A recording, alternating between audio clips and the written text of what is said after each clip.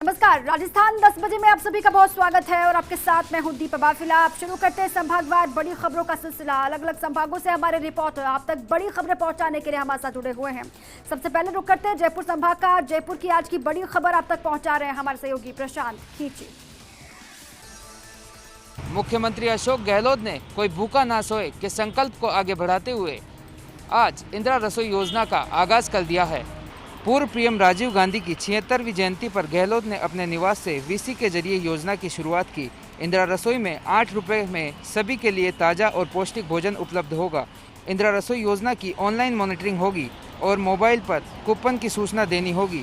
हर रसोई में CCTV camera लगे होंगे और खाने वालों की तस्वीरें भी खींची जाएगी। प्रति थाली 100 ग्राम दाल, 100 ग्राम सब्जी, 250 ग्राम चपाती, अचार उपलब्ध कराया जाएगा। सरकार ने हर साल 100 करोड़ रुपए के बजट का प्रावधान किया है। इस मौके पर मुख्यमंत्री गहलोत ने कहा कि मेरा संकल्प है कि प्रदेश में कोई भी भूखा न सोए और इसी उद्देश्य से इंदिरा रसोई शुरू की गई है। अभी शहरी इलाकों में संचालन किया जा रहा है, इसे कस्बे और गांवों में भी बढ़ाया जा सकता है। मुख्यमंत्री ने कहा कि राज्य सरकार की ओर से बजट में कोई कमी नहीं आने दी जाएगी। जयपुर के बाद चले आगे बढ़ते हैं, आपको ले चलते हैं बीकानेर संभाग की आज की बड़ी खबर आप तक पहुंचा रहे हैं हमारे संवाददाता लक्ष्मण राघव। बीकानेर को आज एक बड़ी सौगात मिली। दरअसल बीकानेर में देश का पहला अभिलेख म्यूजियम तैयार किया गया है, जिसे आज लोकार्पित किया गया। मुख्यमंत्री अशोक गहलोत ने लोकार्पण किया। मंत्री बीडी कल्ला, भंवर सिंह भाटी के अलावा कलेक्टर नमित मेहता और अभिलेखागार निदेशक महेंद्र खड़गावत भी मौजूद रहे। कई मायनों में ये अभिलेख म्यूजियम खास है। खास तौर पर मुगल शासन के दौरान के बहुत सारे दस्तावेज इसमें मौजूद हैं, तो वहीं पुरंदर की संधि का ओरिजिनल डॉक्यूमेंट भी है। कई मुगल शासकों के पंजों के निशान भी मौजूद हैं, तो साथ ही साथ स्वतंत्रता संग्राम में राजस्थान के योगदान को लेकर भी बहुत सारी जानकारियां इसमें हैं। मुख्यमंत्री अशोक गहलोत ने अभिलेख म्यूजियम की तारीफ करते हुए निदेशक डॉक्टर महेंद्र खड़गावत के कार्यों की भी तारीफ की। बीकानेर में जो पुरातत्व विभाग का हमारा जो संग्रहालय है, इसमें अलग अलग दीर्घाएं बनाई गई है। इस संग्रहालय में पूरे देश भर के और प्रदेश की रियासतों का पूरा जो रिकॉर्ड है वो यहाँ बहुत ही सुरक्षित रखा गया है और यहाँ करीब 4 करोड़ से भी ज़्यादा राशि के नए कार्य हुए हैं। उनका लोकार्पण आदरणीय मुख्यमंत्री जी ने किया और इस अवसर पर 5 पैनोरमाओं का भी, राजस्थान के अलग अलग जिलों में पैनोरमाओं का भी उद्घाटन किया गया, म्यूजियम का भी उद्घाटन किया गया। इससे पहले आज उच्च शिक्षा राज्य मंत्री भंवर सिंह भाटी ने इंदिरा रसोई का शुभारंभ किया। इस दौरान उन्होंने यहाँ भोजन भी किया और पैसे भी खुद ही चुकाए।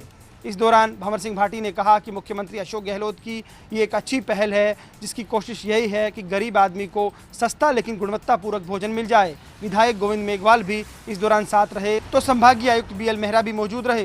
कुल मिलाकर कहा जा सकता है कि आज का दिन कई मायनों में राज्य के लिए खास था, तो बीकानेर के लिए विशेष खास बन गया जब अभिलेख म्यूजियम का लोकार्पण हुआ। चलिए आगे बढ़ते हैं, रुक करते हैं जोधपुर का। जोधपुर संभाग की आज की बड़ी खबर आप तक पहुंचा रहे हैं हमारे संवाददाता राजीव गौड़। अखिल भारतीय कांग्रेस कमेटी के सदस्य वैभव गहलोत ने आज अपने जोधपुर प्रवास के दौरान विभिन्न कार्यक्रमों में शिरकत की। स्वर्गीय प्रधानमंत्री राजीव गांधी की 76वीं जयंती के अवसर पर शहर कांग्रेस कमेटी के कार्यालय, नई सड़क स्थित राजीव गांधी की प्रतिमा और भारत सेवा संस्थान में जाकर उनकी जयंती के अवसर पर पुष्पांजलि अर्पित की और मीडिया से बातचीत करते हुए राजीव गांधी द्वारा देश के विकास के लिए किए गए उल्लेखनीय कार्यों का उल्लेख किया। इस दौरान शहर विधायक मनीषा पंवार, शहर कांग्रेस कमेटी के अध्यक्ष सईद अंसारी, प्रभारी सत्येंद्र भारद्वाज, कांग्रेस के वरिष्ठ नेता सुनील परिहार, राजेंद्र सोलंकी, राजस्थान राज्य बाल संरक्षण आयोग की अध्यक्ष संगीता बेनीवाल, वरिष्ठ कांग्रेस नेता बलिराम जाखड़, कांग्रेस नेता ललित सुराना, राजू राम चौधरी, अंकुश चौधरी के अलावा कई कांग्रेस के नेताओं और कार्यकर्ताओं ने शिरकत की। वैभव गहलोत ने अपने प्रवास के दौरान जोधपुर के सर्किट हाउस में जन सुनवाई भी की और अभाव अभियोग भी सुने।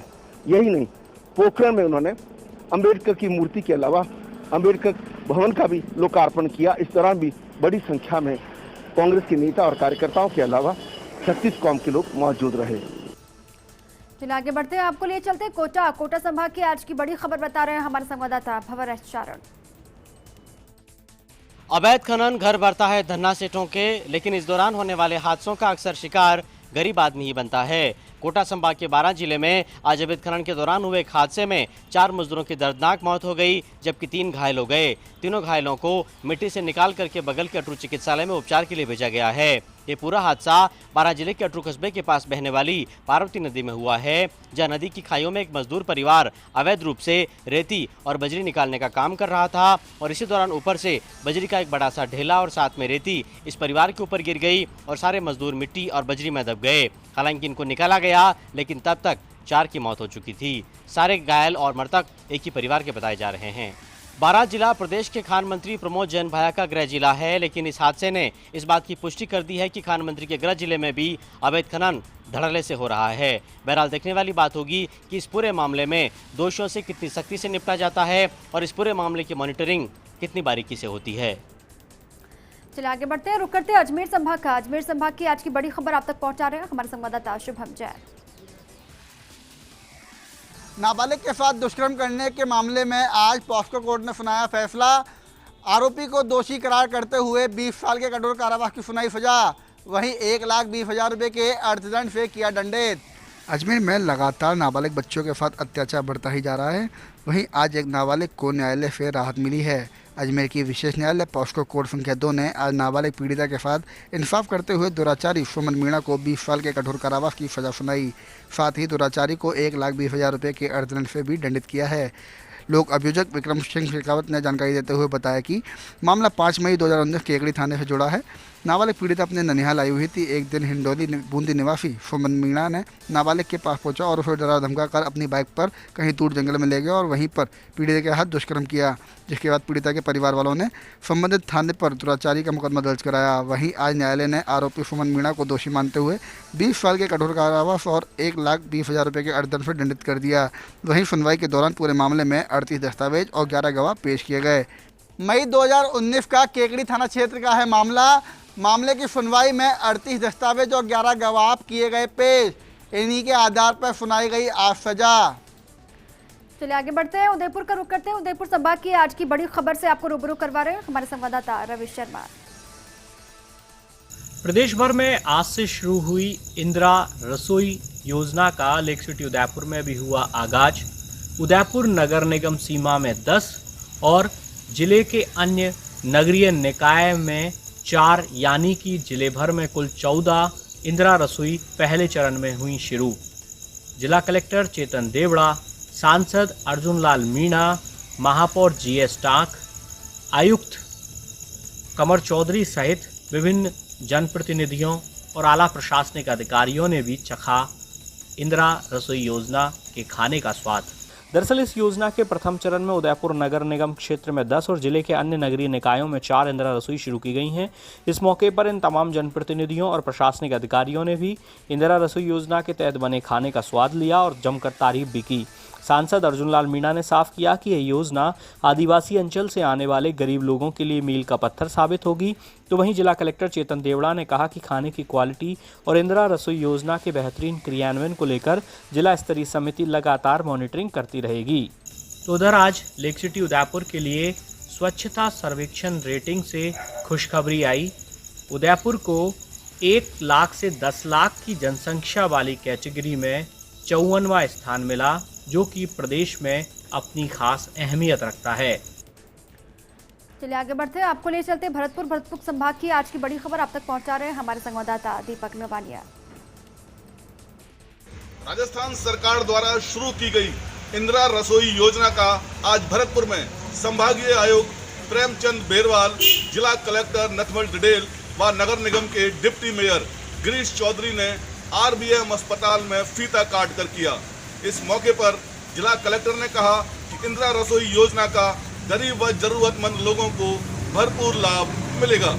RBM अस्पताल के आश्रय स्थल पर नगर निगम द्वारा संचालित इंदिरा रसोई योजना के उद्घाटन समारोह में संभागीय आयुक्त प्रेमचंद बेरवाल ने कहा कि सरकार द्वारा सभी निकायों में इंदिरा रसोई योजना के तहत गरीब व जरूरतमंद लोगों को सस्ती दर पर भोजन उपलब्ध कराया जाएगा। जिला कलेक्टर नथमल डिडेल ने कहा कि इंदिरा रसोई में भोजन करने के लिए किसी प्रकार के दस्तावेज की आवश्यकता नहीं होगी। साथ ही कोरोना महामारी को देखते हुए सभी रसोई घरों में कोरोना गाइडलाइन की पालना कराने के निर्देश भी संचालकों को दिए गए हैं। उन्होंने बताया कि नगर निगम क्षेत्र में 5 इंदिरा रसोई संचालित की जा रही हैं। साथ ही जिले की 11 नगर पालिकाओं में 11 इंदिरा रसोई का संचालन शुरू किया गया है। नगर निगम भरतपुर की आयुक्त नीलिमा तक्षक ने बताया कि 8 रुपए की दी जाने वाली थाली में 100 ग्राम दाल, 100 ग्राम सब्जी और 250 ग्राम आटे की चपाती के अलावा अचार भी परोसा जा रहा है। कार्यक्रम में डिप्टी मेयर गिरीश चौधरी ने कहा कि इंदिरा रसोई योजना एक महत्वाकांक्षी योजना है जिसका गरीब, बेसहारा व जरूरतमंद लोगों को पूरा लाभ मिलेगा। नदवई में भी इंदिरा रसोई योजना का शुभारंभ विधायक जोगिंदर सिंह अवाना ने किया और उन्होंने कहा कि मुख्यमंत्री अशोक गहलोत ने संकल्प लिया है कि राज्य का कोई भी व्यक्ति भूखा नहीं रह पाए। इसी बात को मद्देनजर रखते हुए पूर्व प्रधानमंत्री स्वर्गीय राजीव गांधी के जन्मदिन के मौके पर इंदिरा रसोई का शुभारंभ किया गया है। चलिए, और इसी के साथ ही अपने अपने संभागों से बड़ी खबरें दर्शकों तक पहुंचाने के लिए आप सभी का बहुत शुक्रिया।